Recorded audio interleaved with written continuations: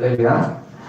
우리 일상생활 속에서 넘어가지 말아야 할 선들이 종종 있죠. 중앙선도 우리가 넘어가면 안 되죠. 또 휴전선도 넘어가면 안 되겠죠.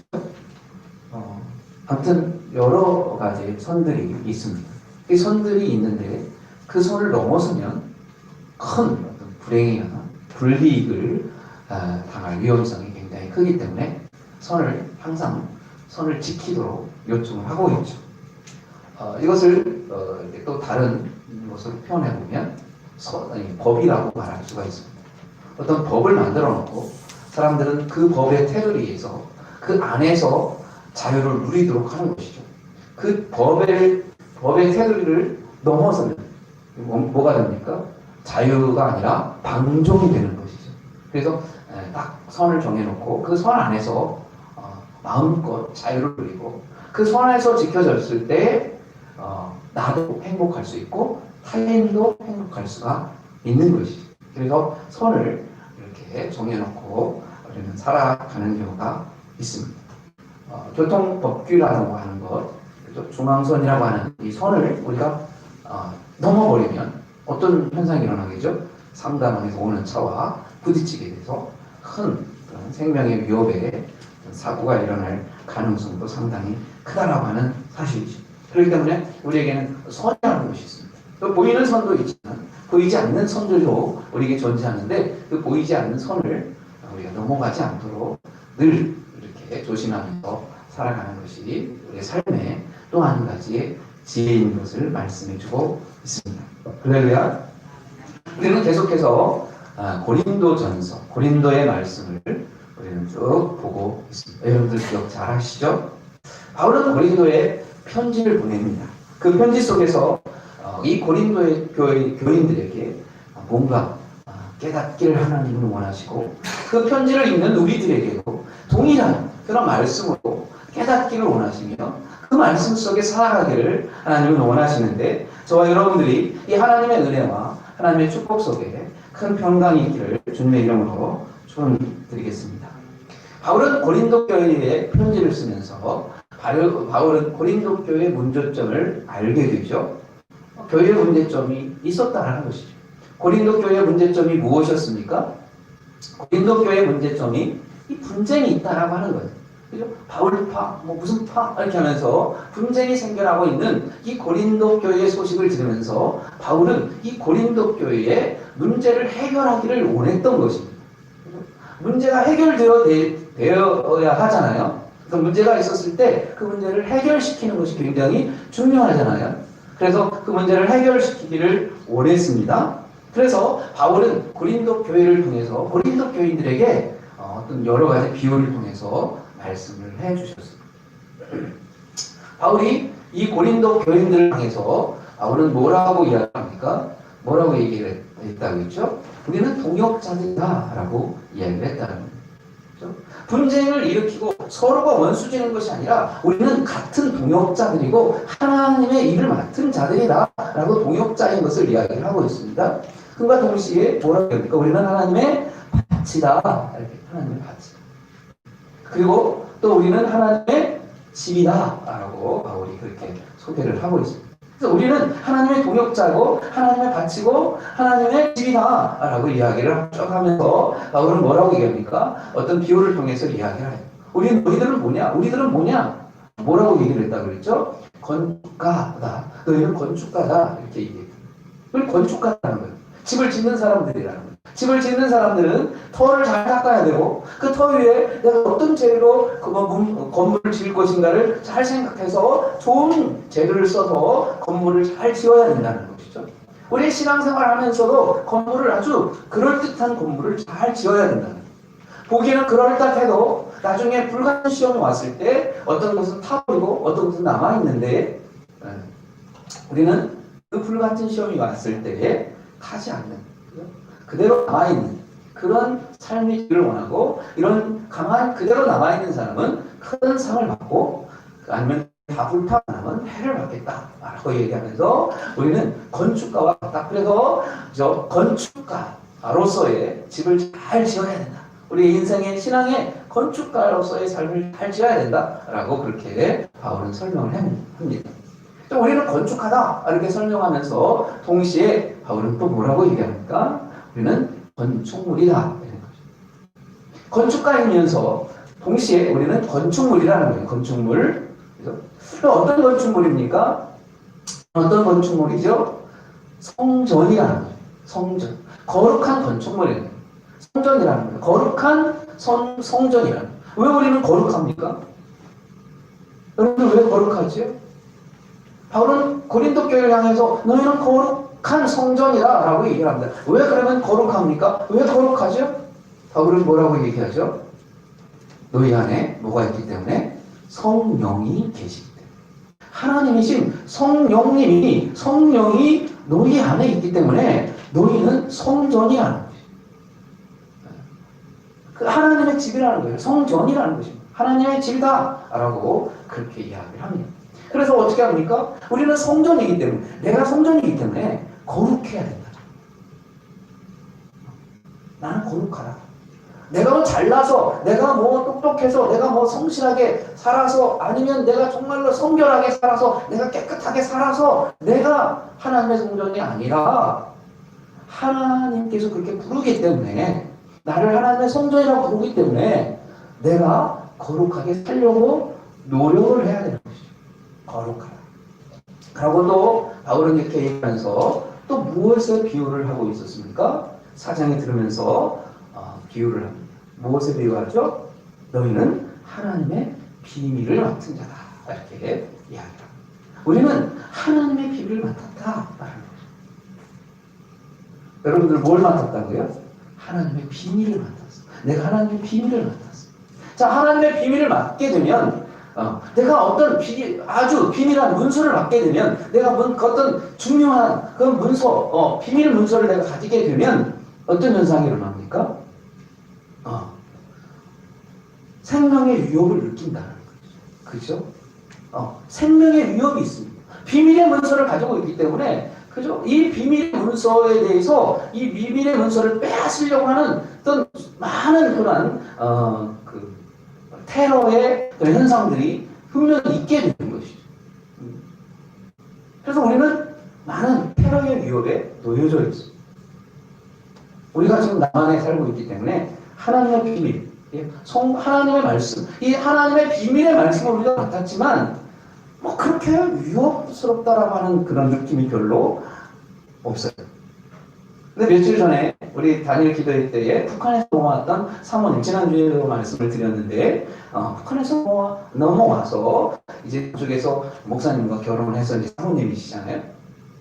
그 사모님께서 북한에 있었던 그런 많은 그런 자기의 삶 어렸을 때부터 쭉 있었던 그런 삶을 간증으로 이야기를 했어요. 들었던 분들은 계시지만 못 들은 분들은 그분이 어떤 삶을 살았다고 얘기합니까? 어렸을 때 할머니, 할아버지, 엄마, 아빠가 신앙이 굉장히 좋았고 북한에서 그렇게 좋은 신앙을 가지고 있기 때문에 그 할머니, 할아버지가 그 자녀에게 그 손자, 손녀들에게 하나님의 말씀을 가르쳐주기 위해서 그 하나님의 비밀의 말씀을 간직하기 위해서 어떤 노력을 합니까? 전부 다 빛이 새나가지 못하도록 다 이제 깜깜하게 천막을 다 쳐놓고 그 속에서 하나님의 말씀을 계속 이제 예배를 드리고 말씀을. 그런 위협이 있으니까 이 성경책과 찬송가를 땅에다가 모르는 곳에다 묻어놨었다 했죠. 그러다가 아버지가 이제 잡혀가고 또 뭐 그런 위험이 있으니까 이것을 꺼내서 혹시 또 들킬지 모르니까 이걸 다 태우죠.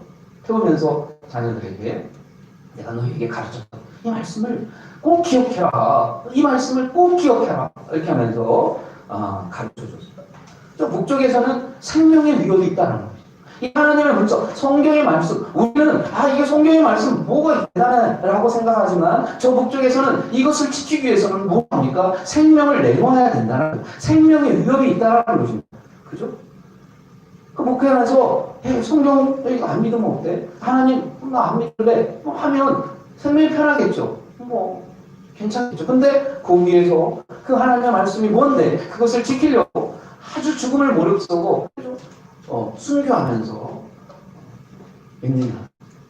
바울 당시에도 이 고린도 교회 이후에도 많은 그리스도인들이 하나님의 말씀을, 이 비밀의 말씀을 지키기 위해서 목숨을 걸었던 그런 많은 사람들이 있었다라는 것입니다.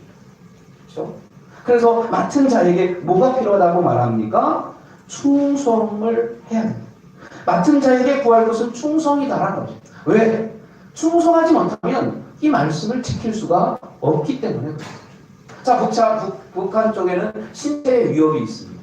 그렇다면 우리에게는 어떤 위협이 있을까요?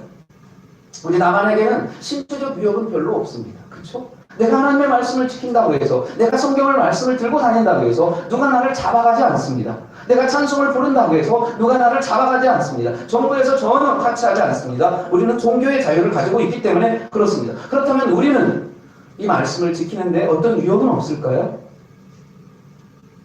우리에게는 위협이 있다는, 어떤 위협이 있겠습니까?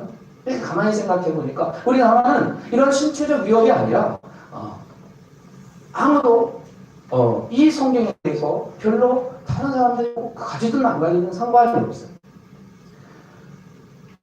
주변에 기독교에 대한 많은 그런 비난의 이야기들이 있습니다. 예수 믿는 사람들에 대해서 수없이 많은 욕하는 그런 이야기들이 쭉 있죠. 어쩌면 이런 것들이 우리에게는 하나의 위협이다. 이 말씀을 내가 지켜야 되는 건데, 맡아야 되는데, 이 성경에 대해서 별로 중요한 가치성을 별로 느끼지 못하는 거죠. 우리에게 가장 큰 위협은 제가 느낄 때는 성경의 가치를 모른다는 거죠. 많은 사람들이 성경의 가치가 얼마의 가치가 있는지를 모르는, 북한의 같은 경우에는 성경의 가치가 크다는 것을 압니다. 왜? 이것을 가지고 있으면 어떻게 됩니까? 잡혀갑니다. 잡혀가서 감옥에 가든지 아니면 거기에서 죽을 수도 있습니다. 그렇기 때문에 이 죽음의 가치가 이 성경에 있다는 것을 알고 있어요. 그렇기 때문에 어떻게든지 이 성경의 가치를 내 자녀들에게 가르쳐 주려고 굉장히 애를 쓰고 몸부림치고 그것을 간직하려고 노력을 합니다. 그런데 우리는 무슨 그런 가치성을 잘 모르는 것이죠. 며칠 전에 뉴스에 보니까 운석이 어느 집에 떨어졌다는 거죠. 그래서 우리나라는 아닌데 그 운석이 떨어져서 그 운석을 가지고 몇천만 원에 이렇게 팔았다는 겁니다. 그 사람의 가치는, 그 운석의 가치가 몇천만 원이면 되겠다라고 생각해서 그걸 파는 거죠. 근데 나중에 그 값어치를 보니까 몇십억 대라는, 그 사간 사람은 몇천만 원에 받고 사갔지만 그 사람은 수십억에 그것을 팔았다라고 하는 뉴스가 있었습니다. 이 가치를 알기 때문에 그 가치를 아는 사람은 이것을 굉장히 소중하게 다루고 이것이 중요하다는 사실을 압니다. 그런데 가치를 모르면 그냥 넘겨버리는 것이죠. 그래서 우리는 성경의 가치를 별로 모른다. 내가 이것을 가지고 있어도 사람들이 그렇게 중요하다고 생각하지 않습니다. 이것을 빼앗아 가려고 하지도 않습니다. 그리고 나만 갖고 있는 것이 아니라 다른 사람들은 다 가지고 있습니다. 그렇기 때문에 이 성경의 가치가 뭔지를 몰라요. 그러다 보니까 어떻게 됩니까? 그냥 버리는 거죠. 이거 아무런 가치가 없어. 이건 그냥 쓰레기야. 쓰레기의 가치로 생각하고 이것을 버려버려요. 그래서 우리는 이 맡은 자에게 구할 것은 충성인데 충성하지 못한다는 거예요. 왜? 가치성을 모르니까. 성경의 가치성을 알 수가 없어요. 그리고 나에게 필요 없는 것이다 라고 생각을 합니다. 꼭 이걸 내가 가지고 있다고 해서 어떤 큰 혜택도 보는 것도 아니죠. 어떤 생명의 위협도 있는 것도 아니죠. 그렇기 때문에 이것은 아무런 가치가 없다라고 생각해서 그것을 버려버릴 수가 있다는 것입니다. 그렇기 때문에 맡은 자에게 구할 것은 충성이다. 그리고 바울은 고린도 교회를 향해서 뭐라고 합니까? 비밀을 맡은 자로 여겨라. 나 비밀을 맡고 있구나 나를 생각하는 거예요. 내가 하나님의 비밀을 맡은 자구나. 나는 소중한 사람이고 이 성경은 아주 귀한 것이고 이것은 내가 나뿐만 아니라 내 후손에게, 내 자녀들에게 꼭 남겨야 될 아주 큰 유산이구나 라는 것을 알아야 되고 그렇게 여겨야 된다는 것입니다. 신앙의 차이가 있으면 있을수록 사람들은 이 가치를 모릅니다. 그래서 내팽개치는 것이죠. 아무런 가치 없다라고 버리는 것이죠. 그래서 그러면 충성하기 위해서는 어떻게 할 것인가에 대해서 바울은 그런 이야기를 하죠. 판단하지 말라는 거예요. 판단하지. 우리는 어떤 가치에 대해서 내 나름대로 판단을 할 수 있다는 것입니다. 근데 좋은 판단을 하게 되면 그것을 아주 값지게 생각하고 그것을 잘 보존하고 그것을 지키기 위해서 굉장한 노력을 하겠지만 내가 가치 없다라고 판단하게 되면 버리게 되는 것이죠. 그래서 내 마음대로 이 맡은 자 하나님의 것을 내 마음대로 판단하지 말아라는 거예요. 그래서 바울은 뭐라고 얘기합니까? 나도 나를 판단하지 않는다. 나도 내 마음을 알 수가 없는 것이죠. 그리고 내가 판단했다고 해서 그것이 옳은 것이냐? 아니라는 거예요. 내가 옳았다라고 얘기를 하지만 그렇게 생각을 했지만 결과적으로는 틀릴 수 있다는 거예요. 사람의 생각 아무리 똑똑하다고 얘기를 하지만 그 생각은 다를 수 있고 틀릴 수 있다는 것을 전제를 하고 있습니다. 바울은 나름대로 판단을 하지만 그 판단이 틀릴 수가 있다. 그래서 나도 판단하지 않는다. 분명한 것은 내가 판단하지 않지만 나중에 누가 판단하시느냐? 하나님이 판단하신다는 것입니다. 그래서 5절에 뭐라고 합니까? 그가 어두운 것을 드러내고 마음의 뜻을 나타내니 그때의 각 사람에게 하나님으로부터 칭찬이 있으리라. 결과적으로는 결정은 하나님께서 판단하시고 하나님이 하시기 때문에 나는 내가 판단하지 아니하고 하나님이 말씀을 나에게 맡겼기 때문에 나는 오로지 이 말씀을 가지고 이 말씀을 맡은 것이기 때문에 이 말씀을 충실하게 전하는 것뿐인 것이죠. 결과는 누구한테 맡깁니까? 하나님 앞에 맡기는 것이죠. 그러면서 오늘 하시는 말씀은 뭐랍니까? 말씀 밖으로 넘어가지 말라는 것입니다. 우리가 충성하기 위해서 이 충성하기 위해서는 말씀 밖으로 넘어가면 안 된다는 거예요. 말씀 밖으로 넘어가면 어떤 현상이 일어납니까? 교만해지는 거죠. 할렐루야. 말씀에 벗어나면 교만해진다는 것입니다. 내가 다 안다라고 생각해. 이 말씀은 필요 없다라고 생각합니다. 내가 최고라고 생각하는, 자기를 자랑하는 것이고 자기가 최고인 것으로 생각한다는 것입니다. 고린도 교회에 많은 은사들이 있었어요. 그리고 풍요를 느끼게 됩니다. 그러니까 하나님의 말씀을 자기 나름대로 판단하는 거예요. 이것은 옳고 이것은 틀렸고. 많은 사람들이 판단하기 시작하는, 하나님의 말씀을 판단하기 시작합니다. 하나님의 말씀을 판단하기 시작하면 자기가 교만해져서 하나님의 말씀이 이건 틀렸고 이건 맞다라고 선택적으로 선택한다는 것이죠. 그리고 생활할 때도 자기 생활에 맞게, 자기 기준에 맞게 성경의 말씀을 잘라버립니다. 이것은 맞고 이것은 틀렸다라고 자기들이 주장하고 자기들이 이야기를 해버리는 것이죠. 그러면서 그렇게 살아갑니다. 많은 풍파가 생겨나는 이유가 무엇입니까? 그 이유가 뭐냐? 성경의 판단을 자기 나름대로 판단하는 거예요. 신학자들이 자기 나름대로 성경을 판단하는 거예요. 자기가 판단하고 이것은 옳고 이것은 틀렸고 이건 이 시대에 맞는 것이고 이 시대에 틀린 말씀이고 이 말씀을 자기 나름대로 자기 잣대로 말씀을 쪼개버리고 말씀을 나눠버리고 그리고 자기 스스로 결정하면서 그렇게 가버립니다. 결국 하나님의 말씀을 온전하게 지킬 수가 없는 것이죠. 하나님의 말씀이 온전히 보존되지 못하는 것이죠.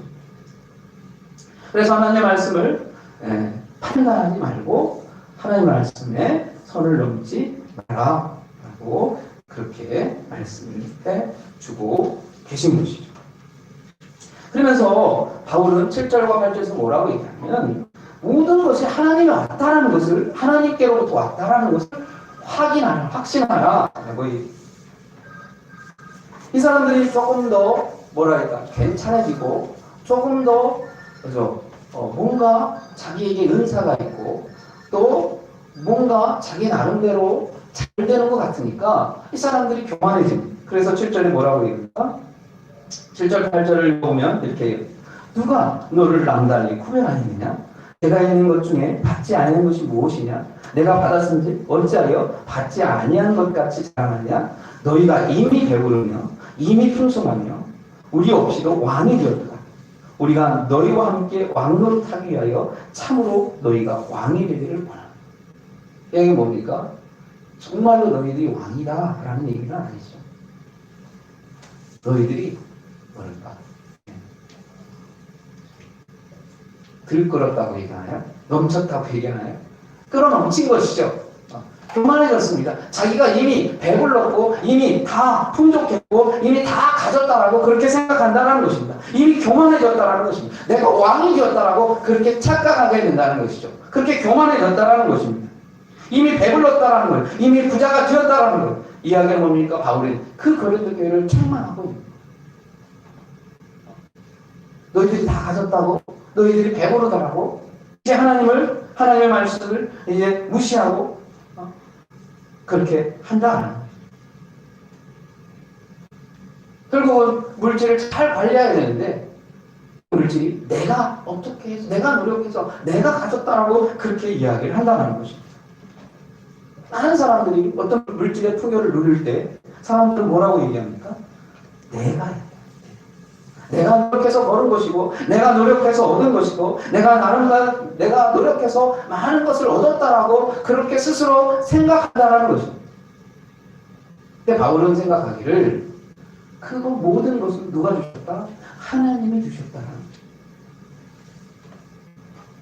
하나님이 주셨다는 것을 인정하라는 거예요. 인정하지 않으면 들끓어서 교만해진다는 거예요. 나는 이미 배불렀다라고 그래 자랑한다라는 것입니다. 독일에 신학자였던 보네포 목사는 이런 얘기합니다. 내가 남보다 더 많이 가지고 있다라는 것은 복을 받은 것이 아니라 책임이다. 나에게 물질이 많습니까? 나에게 엄청난 어떤 권력이 나에게 주어졌습니까? 그것은 내가 복을 받은 것이 아니라 내가 그만큼의 책임이 있다라는 거죠. 책임이 있다라는 거죠. 그만큼 내가 해야 될 것이 많다라는 것이죠. 우리가 11조를 드리는 그 이유가 뭡니까? 모든 재물은 하나님의 것인데 그 중에 9은 내가 쓰고 그 중에 하나, 10개 중에 하나는 하나님의 것인 것을 인정하는 것이죠. 내가 11조를 드려라는 것이 이것이 뭐 대단해서 드리는 것이 아니라 내 신앙에서 모든 물질은 내 것이 아니고 하나님인 것을 고백하는 것입니다. 고백. 그렇지 않으면 그러니까 교만할 수가 있다. 내가 노력해서 얻은 거야. 내가 수고해서 얻은 거야. 그렇기 때문에 다 내 것이다. 그러면 결국은 교만해지는 것이죠. 말씀을 넘어서는 것입니다. 자기 것이라고 자기가 주장하는 것입니다. 이것은 참다운 신앙이 될 수가 없는 것이고 그것이라고 생각하고 교만해지게 되면 다툼이 일어나는 것이고 내 것이라고 생각하기 때문에 분쟁이 일어나는 것이죠. 내 것이라고 생각하기 때문에 빼앗기기가 싫은 거예요. 누구한테 나누는 것이 굉장히 아까운 것이죠.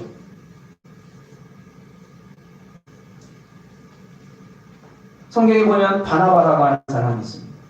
그 바나바라고 하는 사람은 자기의 부동산을 처분해서 선교회로 기꺼이 다 드립니다. 그래서 바울, 권위자라고 하는 뜻을 가지고 있죠. 이 바나바는 기꺼이 하나님의 것인 것을 인정하고 그것을 스스로 내놓고 그것을 통해서 하나님의 일에, 하나님의 사역에 최선의 노력을 다하는 것이죠. 왜 그렇게 할 수가 있습니까? 하나님의 것이라는 것을 인정하기 때문에 그럴 수가 있는 것이죠. 그렇지 못하면 아까워서 할 수가 없는 것입니다. 그렇지 않다면 다른 사람들과 항상 비교를 하게 되는 것이고 그래서 더 많이 가지려고 하는 것이고 더 많이 얻으려고 하는 것이고 더 많은 것을 소유하려고 하는 것이고 소유 욕심이 아주 강하게 됩니다. 하나님 우리에게 적당한 것을 주십니다. 그것을 우리가 소유했다면 그걸 가지고 우리는 더 많은 사람들에게 나누려고 하는 그런 마음이 우리에게는 필요하다라고 이야기를 하는 것이죠. 내가 가지고 있어야 다른 사람에게 나눠주잖아요. 내가 전혀 가지고 있지 않은데 어찌 내가 다른 사람에게 나눠줄 수가 있겠습니까? 내가 가지지 못하면 우리는 다른 사람한테 꾸어야 합니다. 얻어야 됩니다. 그죠? 받아야 됩니다. 그러나 내가 가지고 있다면 우리는 나눌 수가 있는 것이죠. 하나님께서는 우리에게 물질을 주시는 이유는 네가 가지고 소유하라는 것이 아니라 그 물질을 가지고 더 많은 사람들에게 너의 삶을 나누라 라고 하는 것이 하나님께서 말씀하시는 것입니다. 고린도 교회를 향해서 말씀하는 것입니다. 이게 다 너희를 위한 것이다 라고 그렇게 위한 말씀을 해 주십니다. 그 다음에 9절에서는 뭐라고 얘기를 합니까? 내 생명도 하나님의 것이라는 것을 믿어라 이렇게 이야기합니다. 그래서 보면 내가 생각하건대 하나님의 사도인 우리를 죽이기로 작정한 자 같이 끄트머리에 두셨다라고 그렇게 얘기합니다. 그래서 우리는 세계 곧 천사와 사람에게 구경거리가 되었다라고 얘기합니다. 그만큼 바울의 삶은 완전히 자기의 생명을 다 내어 버려버렸습니다. 왜 그렇게 할 수가 있겠습니까? 내 생명도 누구의 것이다? 하나님의 것이라는 것을 인정했기 때문에 그게 가능하다는 것이죠. 뭐라고 얘기해요? 죽기로 작정한 자 같이 맨 끝에 놓았다. 맨 끝자락에 놓았다. 맨 끝자락에 놓아서 사람에게 구경거리가 되게 하셨다라고 그렇게 이야기합니다. 내 생명까지도 다 하나님의 것이다. 신앙을 가진 사람들은 하나님의 것을 인정하라는 거예요. 고린도 교회를 향해서 너의 생명이 가진 것이 다 하나님의 것이다라는 것이죠. 굳이 누구 팝을 나눠가지고 내 거네 네 거네 하면서 다툴 이유가 없는 것이죠. 왜? 우리 생명까지 누구 거라고요? 하나님의 것이기 때문에 다툴 이유가 없다는 거예요. 그러면서 바울은 그렇게 이야기합니다. 모든 것은 다 하나님 것이다. 이렇게 이야기를 합니다. 마지막으로 바울이 우리가 충성할 수 있는 그 이유에 대해서 뭐라고 얘기를 합니까? 시간까지 하나님 것이라는 것을 인정하라 라고 얘기를 합니다. 10절에 보니까 우리는 그리스도 때문에 어리석으나 너희는 그리스도 안에서 지혜롭고 우리는 약하나 너희는 강하고 너희는 존귀하나 우리는 비천하여 바로 이 시간까지 우리가 줄이고 목마르며 헐벗고 매맞으며 정처가 없고 또 수고하여 친히 손으로 일을 하며 모욕을 당한 즉 축복하고 박해를 받은 즉 참고 비방을 받은 즉 권면하니 우리가 지금까지 세상에 돌아온 것과 만물의 찌꺼기같이 되었도다. 바울은 모든 시간을 다 하나님 앞에 드리기를 원했고 다 하나님 앞에 드려지는 것이 어쩌면 가장 중요하다는 것을 이야기를 하고 있습니다. 고린도 교회 문제 해결할 수 있는 아주 중요한 점이 어디에 있습니까? 시간 또한 누구의 것이다? 하나님의 것이다. 전체적으로 포괄적으로 보면 시간, 그 다음에 소유, 또 생명, 이것까지 다 하나님의 것이다. 모든 것이 다 하나님의 것인 것을 인정하라는 것입니다. 그 인정할 때 우리는 하나님의 아껴진 것에 충성할 수가 있습니다. 그렇지 않으면 어떻게 됩니까? 교만해지는 것이죠. 교만해져서 자기가 모든 것을 가진 것이냐 착각을 하게 된다는 거죠. 왜 우리는 주의를 구별해야 됩니까? 왜 일주일에 한 번은 꼭 교회에 가야 됩니까? 안 가면 안 됩니까? 방문할 수가 있어요. 1년에 한 번만 가면 되지. 믿음만 있으면 되지. 내가 예수 믿기만 하면 되지. 물론 그럴 수 있습니다. 나 예수 믿고 난 집에 안에서 내가 예수를 섬기고 그죠? 난 예배 드릴 때 영상으로만 예배하고 예배 참석 안 해도 믿음을 가지고 있을 수도 있습니다. 그런데 왜 일주일에 한 번씩 우리는 교회를 가야 됩니까? 주일을 왜 지켜야 됩니까? 이것은 하나님의 것인 것을 내 삶 속에서 인정하고 시인하는 것이고 그것을 표현하는 표현의 방법인 것입니다. 야고보서에 보면 너희가 믿음이 있느냐? 그 믿음이 있으면 그 믿음을 보여봐라 라고 얘기해요. 믿음이 있다라고 얘기하면서 나는 예수를 잘 믿는다라고 얘기하면서 행동에 보면 하나로 나타나는 것이 한 개도 없어요. 그러면 그 사람을 예수 믿는다라고 말할 수 있느냐? 말할 수 없다. 네가 주여 주여 한다고 해서 네가 하나님의 사람이냐? 그렇지 않다라는 거지. 열매가 있어야 된다.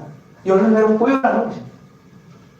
그래서 우리가 11조를 하고 주일의 예배를 성수한다는 것, 이것은 우리가 보여줄 신앙의 표본이요 신앙의 표현인 것입니다. 이것을 우리는 표현하는 것이죠.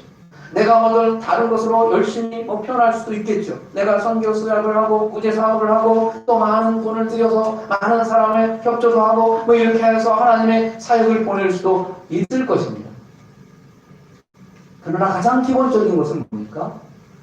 주일 성수와 10의 1조를 하나님 앞에 드리느냐, 그것을 통해서 그 사람의 신앙의 기본의 모습이 어떤 것인가에 대해서 알 수가 있다. 그래서 바울은 그 이야기를 하는 거죠. 내가 시간을 다, 목숨을 다, 하나님의 것인 것을 다 인정하고 우리는 그렇게 있다. 그리고 바울은 그런 삶을 살고 있고 그렇게 사람들로부터 구경거리가 될 만큼의 그런 삶이 있었다. 그래서 바울은 역설적으로 얘기하는 거예요. 뭐라고 합니까? 우리는 그리스도 때문에 어리석고 너희는 그리스도 안에서 지었고 우리는 약하고 난 강하고 너희는 존귀하나 우리는 비천하나. 우리는 이 시까지 줄이고 목마르고 헐벗고 매맞고 종쳤고 우리가 받은 것은 별로 없고 너희들이 지혜로운 것 같고 지혜 있는 것 같고 우리는 미련한 것 같고 나는 미련한 것 같았지만 그 미련한 것이 결국은 그게 진실된 것이었다라는 것을 고린도 교회에게 이야기를 하는 것이죠. 고린도 당시에 많은 상황들이 물질의 풍요를 누리고 있었습니다. 해안 지역에 있었기 때문에 그래서 상업이 굉장히 발달되어 있습니다. 그래서 물질의 풍요를 가지고 있어요. 그 물질의 풍요를 가지고 삽니다. 어떻게 보면 그 물질 때문에 하나님을 믿을 수 없는 상황일 것이라고 바울은 처음에 들어갈 때 굉장히 두려웠습니다. 그런데 예외로 그렇게 물질을 가졌지만 이들이 예수를 믿게 됩니다. 예수를 믿게 돼요. 물질을 가진 사람이 예수를 믿게 돼요. 참 힘들지만 부자가 예수를 믿게 돼요. 어려운 일이지만 가진 사람이 예수를 믿게 돼요. 이런 일이 쉽지 않다는 것입니다. 되게 예수 믿으려면 어떻게 합니까? 힘들고 어렵고 그 다음에 병들고 아무것도 받을 그런 노력도 없고 아무 데서 올 데가 없으니까 할 수 없이 하나님 앞에 기도하고 하나님 앞에 받기를 원하고 그래서 가난한 사람들이 힘든 사람들이 하나님을 찾고 병이 들어서 정말로 고칠 수 없는 그런 상황이 있을 때 어쩔 수 없이 다른 거 다 찾아보고 어쩔 수 없이 이제 하나님을 찾는 그죠? 그런 것들이 어쩌면 많잖아요. 며칠 전에 TV에 보니까 고경진이라고 하는 사람 여러분 다 아실지 모르겠는데 그 이제 탤런트가 어느 날 라디오 스타인가요? 그 TV 하는 거기에 나와가지고 그 일본 프로잖아요. 일본 프로에서 나와서 나는 예전에 불교인이었는데 내가 하나님을 알게 되고 내가 교회에 찾아가서 내가 하나님을 믿게 되었다. 그런 것을 일반 프로인데 거기에서 자기 간증을 얘기하는 거예요. 그냥 우스갯소리로 얘기하면서 그런 간증을 하는 거예요. 그럼 왜 그 불교인인데 철저한 불교인인데 왜 그 기독교로 개종했느냐라고 얘기하니까 자기가 공허한 생각이 들고 그죠? 갑자기 막 여러 가지 그런 심리적으로 압박이 오고 뭐 이렇게 해가지고 그런 아픔이 오니까 결국 내가 어쩔 수 없이 하나님을 찾게 되더라. 내가 불교인이었는데 어쩔 수 없이 내가 하나님을 찾게 되어서 내가 교회를 가게 되었다. 뭐 이런 이야기를 하고. 우리가 잘 알고 있는 쨍하고 해뜰날 누구죠? 누구나요? 쨍하고 해뜰날 누구죠? 송태관인가요? 다 아시면서 그분이 그런 이야기를 해요. 자기가 그전에는 하나님을 잘 몰랐어요. 하나님을 잘 몰랐는데 그리고 막 빚에 허덕인 적이 있었잖아요. 나 정확하게 저게 제가 잘 모르겠지만 태진하고 굉장히 친하잖아요. 태진아가 너 그러니까 형님 교회 갑시다. 그래서 교회에 끌고 갔다는 거예요. 그래서 큰 예수를 믿게 됐어요. 네.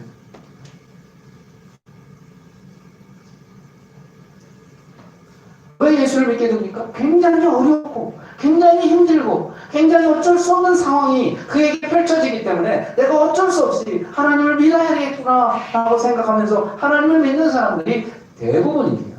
그죠? 풍요롭고 넉넉하고 가진 거 많고 그러면 예수를 잘 믿기 힘듭니다. 그런데 고린도 교회는 풍요했습니다. 물질도 가진 여유가 있었습니다. 그럼에도 불구하고 그들이 예수님을 믿게 됩니다. 그들이 예수를 믿게 되었어요. 뿐만 아니라 이 고린도 교회는 뭘까지 얻었습니까? 그들에게는 은사들이 많았어요. 예언의 은사, 방언의 은사, 이런 은사들이 엄청나게 많았던 거예요. 우리 한번 방언의 은사를 받기 위해서 얼마나 많은 노력들을 합니까? 순복음교회 다른 사람들은 교회 오면 계속해서 방언 이야기를 하는 것이죠. 방언 잘해야 하나님 앞에 구원받는 것처럼 그렇게 얘기합니다. 방언이 없으면 구원받지 못한 사람처럼 여겨지게 만듭니다. 방언이 성령의 은사 중에 하나이지만 그것이 우리에게 구원과는 별로 상관은 없죠. 구원받은 자에게 하나님의 성령을 받은 자에게 나타나는 하나의 현상일 뿐이지 그게 전부인 것은 아닙니다. 근데 그것이 전부인 것처럼 생각하는 그런 경향들이 있는 것이죠. 우리에게 내가 은사가 없다고 해서 내 안에 성령이 안 계시느냐? 아니야. 고린도 교회 향해서 말합니다. 분명히 너희 안에 성령이 계시다라는 것. 성령이 있다라는 것. 그렇기 때문에 너희는 성전이고 하나님의 거룩한 성전이다라고 그렇게 이야기를 합니다. 그때문에 고린도 교회는 물질도 풍요합니다. 그리고 성령의 은사들도 많습니다. 그러다 보니 어떤 현상이 일어납니까? 교만해진다. 영적으로 교만해진다. 영적으로 교만해져서 어떤 현상을 일으킵니까? 분쟁한다는 거예요. 나눠진다는 거예요. 싸운다는 것입니다. 자기 것이 최고인 것으로 생각한다는 것입니다. 내가 배부르고 이미 풍성하고 왕이 되었다는 것입니다. 왕노릇한다는 것입니다. 이미 고린도 교인들이 왕노릇하고 있다는 거예요. 왜 이렇게 교만해졌느냐? 너희들이 그렇게 잘났느냐?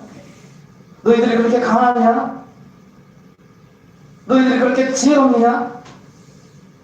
나는 지혜롭지 못하고 나는 약하고 나는 비천하고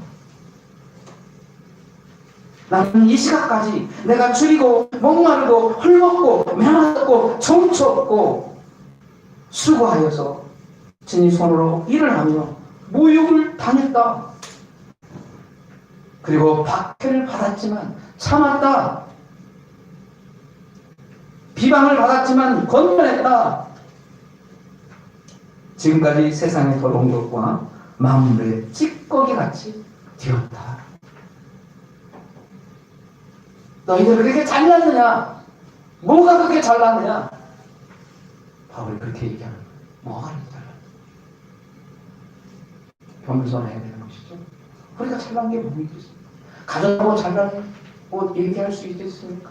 많이 배웠다고 잘난 척할 수가 있겠습니까? 하나님 앞에 섰을 때는 다 죄인이고 하나님 앞에 섰을 때는 다 약한 자이고 하나님 앞에 섰을 때는 다 비천한 자일 수밖에 없는 것이죠. 뭐가 그리 잘날 수가 있겠습니까? 바울은 그런 이야기를 하는 것이죠. 그렇기 때문에 우리는 하나님의 맡은 것이기에 충성할 수 있는 것이죠.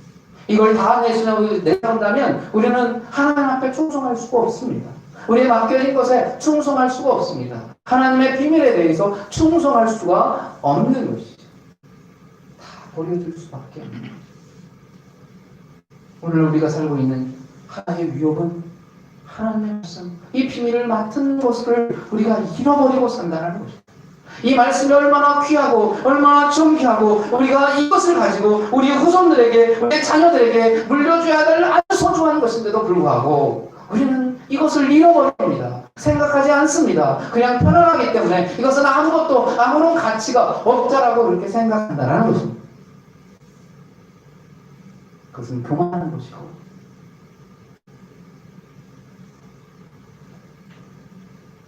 그것은 결국은 하나님의 말씀을 버리는 안타까운 일이 일어날 수밖에 없다는 것을 바울은 이야기를 하고 있습니다. 저와 여러분들이 하나님의 말씀에 그 말씀을 소중히 여길 수 있는 귀한 은혜가 있기를 주님의 이름으로 축원드리겠습니다. 코로나가 있지만 하나님의 말씀이 귀하기에 우리는 이 하나님의 말씀을 듣기를 원합니다. 이 말씀을 간직하기를 원합니다. 어떻게든지 우리는 우리 자녀들에게, 우리 후손들에게, 또 내가 알고 있는 많은 사람에게 이 하나님의 말씀을, 이 말씀을 힘들지만 이 말씀을 전해낼 사명이 우리에게 있다라는 것을 바울은 또다시 이야기를 하고 있고, 저와 여러분들이 이것을 잘 기억할 수 있는 귀한 은혜가 있기를 주님의 이름으로 축원드리겠습니다. 기도합니다. 사랑하는 하나님, 하나님께서 주시는 말씀을 다시 한번 생각해 봅니다. 고린도 교회, 그 교회의 모습은 풍요로웠습니다. 물질도 풍요로웠고 가진 것도 풍요로웠을 뿐만 아니라 또 영적으로도 많은 은사들을 가지고 있었습니다. 방언의 은사, 통변의 은사, 예언의 은사까지 정말로 셀 수 없는 다양한 은사들을 가지고 있었습니다. 이렇게 많은 것을 가지고 있었지만 그 많은 것들 때문에 그들은 교만해졌고, 그래서 분쟁이 일어나고 있었고 다툼이 일어나고 있었던 것을 보릅니다. 사랑의 하나님, 우리에게 가진 것이 무엇입니까?